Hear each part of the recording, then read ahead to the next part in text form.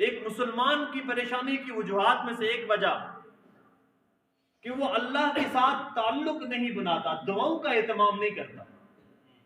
جو ہمارے نبی نے مسنون دعائیں بتائی ہیں، صبح اٹھنے کی دعا، کھانا کھانے کی دعا، سونے کی دعا، پریشان ہونے کی دعا، کہ انسان جب پریشانی آتی ہے اس وقت بھی ہمارے نبی نے دعائیں سکھائی ہیں. اللہم لا سہل الا ما سألتہ الا ما جعلتہ سہلا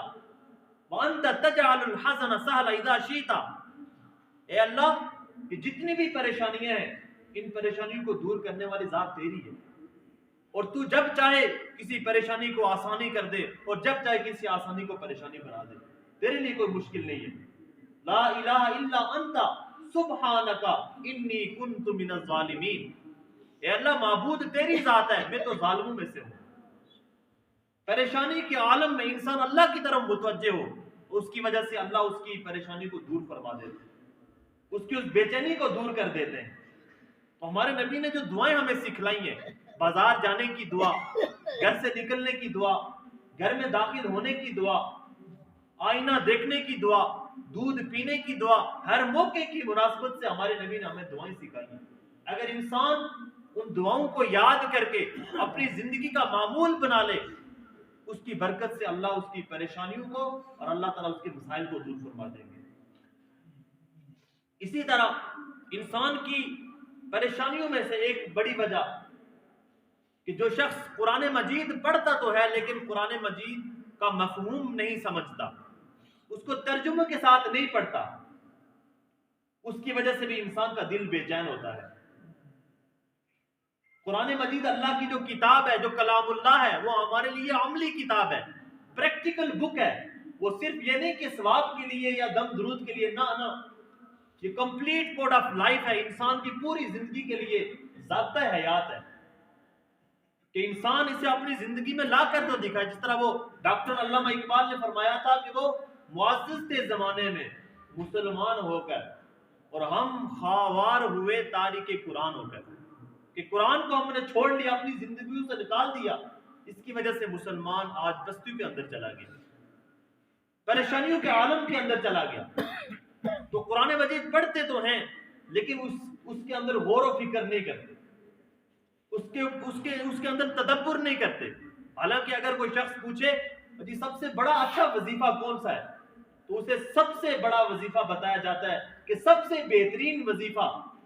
جو اللہ کے قابل قبول ہے وہ قرآن مجید کو ترجمے کے ساتھ پڑھنا ہے. اس سے بڑا کائنات کے اندر کوئی وظیفہ نہیں ہے،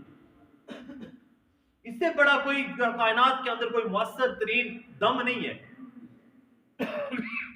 تو قرآن مجید فرقان حمید کو اپنی زندگی کا ضابطہ حیات بنانا، اس کی وجہ سے اللہ انسان کے اور مسلمانوں کے تمام پریشانیوں کو اور مسائل کو دور فرما دیتے ہیں. اور اللہ نے جو قرآن ہمیں دیا ہے، یہ قرآن ہمیں سمجھنے کے لیے، اپنی زندگی کے اندر ہر موقع کے اندر اسے لاگو کرنے کے لیے دیا. جس طرح وہ حضرت سیدنا آدم علیہ السلام اور اما حوا کو جب جنت سے نکال دیا گیا، قرآن مجید نے اس کا نقشہ کھینچا ہے. سنیے قرآن مجید، فرمایا فَقُلْنَا اهْبِطُوا مِنْهَا جَمِيعًا فَإِمَّا يَأْتِيَنَّكُم مِّنِّي هُدًى فَمَن تَبِعَ هُدَايَ فَلَا خَوْفٌ عَلَيْهِمْ وَلَا هُمْ يَحْزَنُونَ. اللہ نے قرآن کلام پاک کے اندر سیدنا آدم علیہ السلام اور سیدہ حوا علیہ السلام کا واقعہ بیان کرتے ہوئے فرمایا جب دونوں کو جنت سے نکال دیا گیا تو پھر اللہ نے فرمایا فَإِمَّا يَأْتِيَنَّكُم مِّنِّي هُدًى، فرمایا اللہ کی طرف سے تمہارے پاس جو ہدایت آئے گی، اللہ کی طرف سے تمہارے پاس جو کلام آئے گا، فَمَن تَبِعَ هُدَايَ، جو میرے کلام کی اتباع کرے گا، جو میری ہدایت کی پیروی کرے گا، فَلَا خَوْفٌ عَلَيْهِمْ وَلَا هُمْ يَحْزَنُونَ، نہ اسے کوئی خوف ہوگا نہ اسے غم ہوگا. آج کا مسلمان پریشان ہے، ان پریشانیوں کی وجوہات میں سے ایک وجہ انسان کے گناہ ہے، ان پریشانیوں میں سے ایک وجہ منفی سوچ کی وجہ سے انسان پریشان ہے،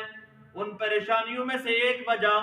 برے لوگوں سے دوستی کی وجہ سے انسان پریشان ہے، ان پریشانیوں کی ایک وجہ